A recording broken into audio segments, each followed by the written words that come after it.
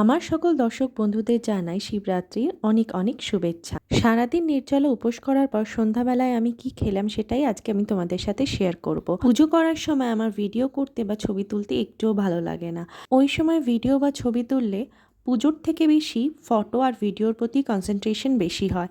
তাই ওই সময় পুজোর সময় আমি না কোনো ভিডিও করি না ছবি তুলি। সারাদিন নির্জলা উপোস করার পর খিদে লাগার থেকেও আমার বেশি পায় জল তেষ্টা। আমি যে কোনো পুজো করলে এই শরবতটা বানিয়ে নিই। এই শরবতটা খেলে শরীরে যে জলের ঘাটতিটা থাকে সেটাও পূরণ হয়ে যায় আর শরীর তরতাজা হয়ে ওঠে।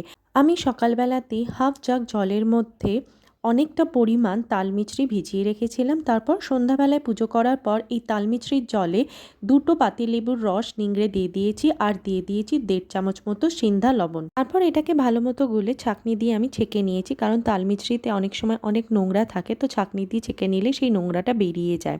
আর এটা খাওয়ার পর শরীরটা ঠান্ডাও হয়ে যায়, শরীর তরতাজা হয়ে ওঠে। তীব্র গরমের সময়ও এই শরবতটা পান করলে আমাদের শরীর খুব ঠান্ডা থাকে। শরবতটা খাওয়ার পর আমি তরমুজ আর কলা কেটে নিয়েছিলাম, তো ওটাই এখন আমি খাচ্ছি। আমাদের বাড়ির পাশের মন্দিরে শিবরাত্রি উপলক্ষে মেলা লাগে 2 দিনের জন্য, তো আমি সেখানে গিয়েছিলাম। তো সেখান থেকে জিলিপি আর গজা কিনে নিয়ে এসেছিলাম, তো সেটাই এখন খাচ্ছি।